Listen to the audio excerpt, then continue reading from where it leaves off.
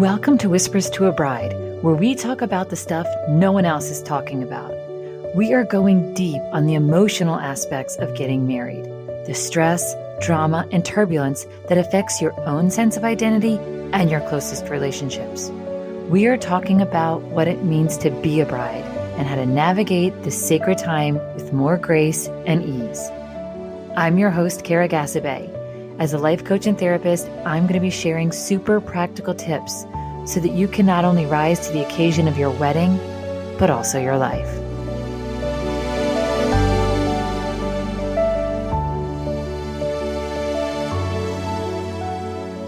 Hello, and welcome back. I am freshly off of my baby brother's wedding weekend. And so my mind is just really in wedding world more than usual this week, just having gone through the experience as the sister of the groom and mother of the flower girls, and just sort of riding that whole wave of the weekend and, the rain and the mishaps with the flower girl dresses and just little things and all the beautiful moments, the unscripted moments, just the quickness of it all, the intensity of it all, and that sort of day after trying to process it all, just the dynamics among family and logistics and just all the things, right? And all the worlds colliding of coworkers and new coworkers and old friends and new friends and her side and his side. And all of it is just family meeting family, like me meeting her brother. And yeah, it's just a lot. And in all the ways, right? A lot of good and a lot of interesting and a lot of challenging. And so I'm just really, and just to be a guest, I also think that's always just such a great reminder for me in my role, talking to brides. The more I'm at a wedding, it's just like helpful to then be able to come back and remind you guys what people are really looking for, what they're wanting, what they're thinking, because it can be pretty different than what's on your mind as you're leading up to your wedding day. So anyway, all of that's just like really alive in my head. And so over the next few weeks, I might sort of dive into some of that. But today I really want to talk about you are not your wedding.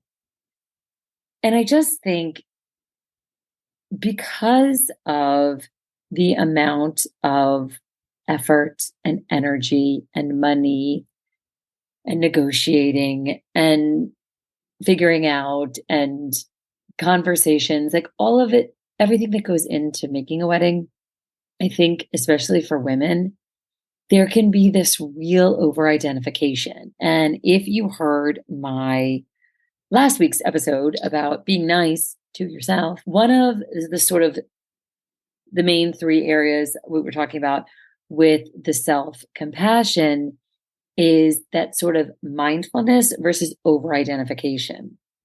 And in that sort of genre in self-compassion, we were talking about how just like we don't want to over-identify with any of our feelings. So it's like when we're angry, we don't want to think of ourselves as an angry person, or when we're anxious, we don't want to over-identify with any one emotion and try to make it our whole personality, right? We want to be the space, be the watcher of our emotions, of our thoughts, of our interactions, of our mistakes, of our triumphs, right? We are never completely identified and sort of pegged down by any one thing.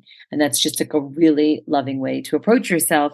And I just wanted to kind of circle back to this idea because I'm seeing a lot in sort of conversations and with my clients, with people reaching out to me in my DMs, just really feeling over-identified with their wedding, as if this wedding can somehow be the fullest, most true picture of themselves as a woman, right? So it's like her most beautiful, her most stylish, her taste level, like just her whole persona, her whole vibe, her just whole essence and sense of who she is and her sort of style statement to the world, and both as a hostess and as an object of beauty and a woman.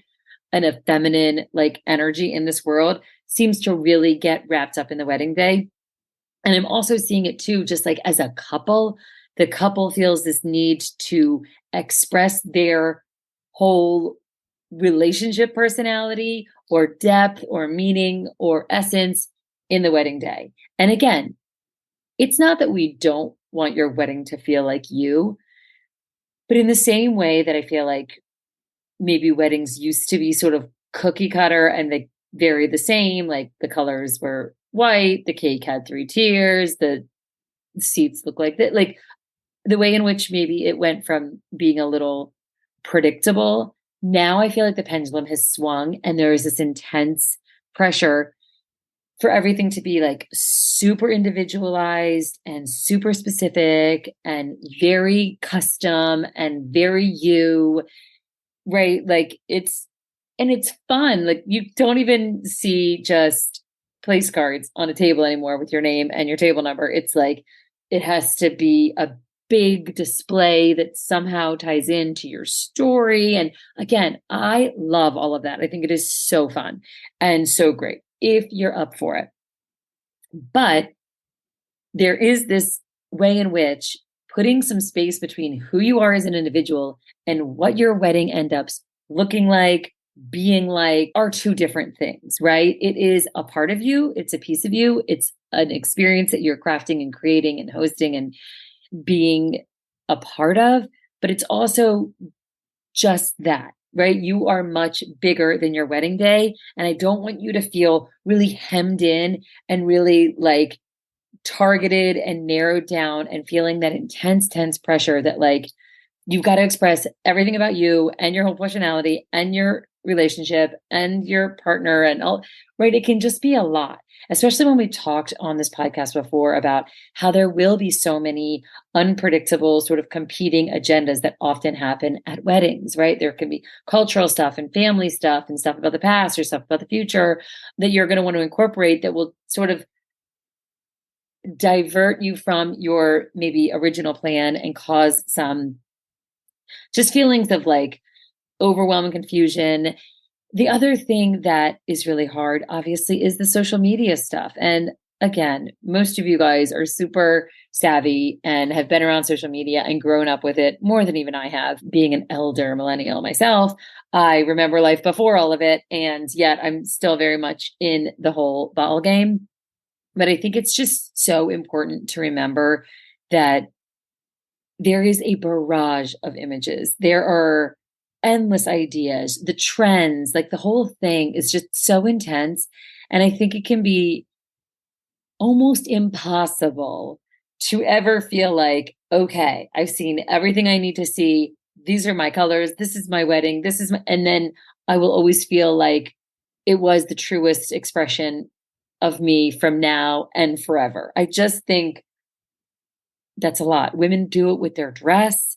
They do it with their venue. They do it with so many different things. And I just want to remind you not to over identify that you are not your wedding day. You are a person having a wedding, and there are a whole set of constraints that you might not have imagined, that your friends don't really understand. That's the thing about weddings that make them so wonderful to attend after you have put on your own. You have such a deep, deep respect and just gratitude and understanding and knowing of like, wow, I just know that there are a million different factors that went into all these different decisions that like make it so much different than what you think it's going to be. And that's okay. And I just want to remind you that the guests are just appreciative to be there and to celebrate your love. And a lot, like when they say the rest is just details, is because it is. And that does not mean you can't get excited and you can't put your whole self into your details and go all out. I believe celebrate. Weddings are one of the most beautiful things that can be happening, especially in the world, especially with the stuff in the headlines right now.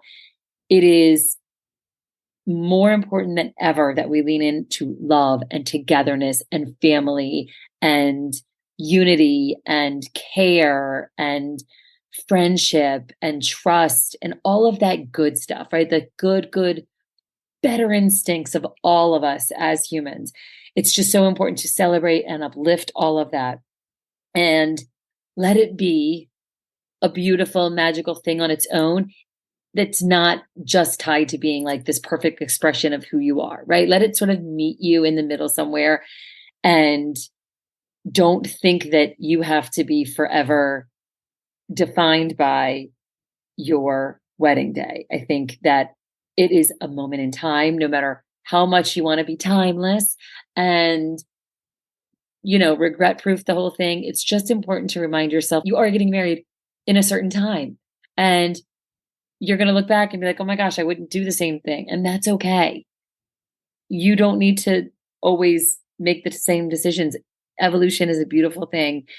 Whether it's with like, gosh, if I look back, I would have done my guest list differently, or I would have handled this bridesmaid thing differently, or whatever it is, I would have bought a different dress. I would have picked a different venue. I would have spent more money. I would have spent less money. I would have prioritized different things.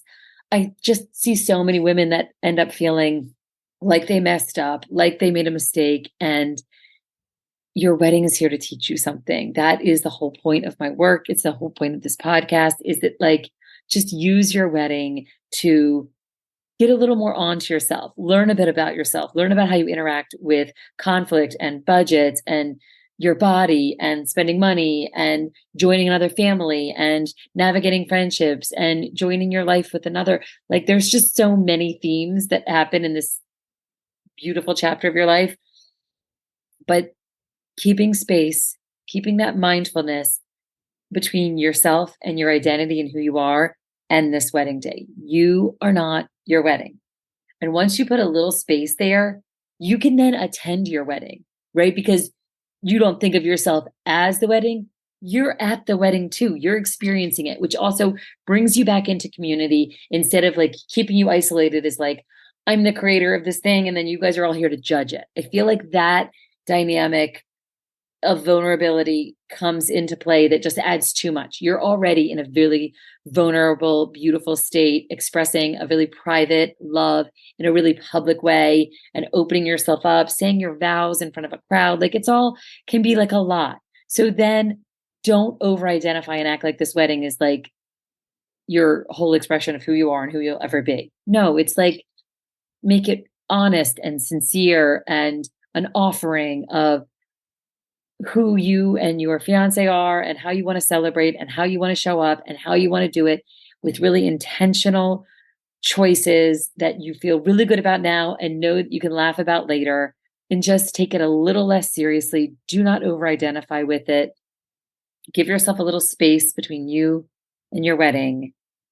And I think you are going to have such a better time and make such different choices when you just put a little bit of space. This does not have to be the entire encapsulation of who you are.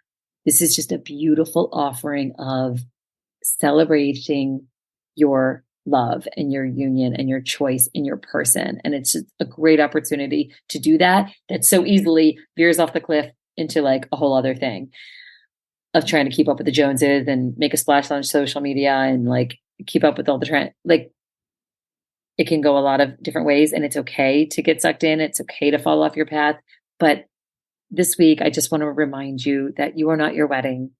And that's the good news. So you can enjoy your wedding. You can lean into it, lean out from it in any way that serves you best. So if you were having trouble with over-identifying with your wedding and just being in a chokehold by that darn thing, because it becomes a bit of a beast, reach out. I am always available. KaraMorney.com. Book your session. And until next time, I'm wishing you nothing but bridal bliss.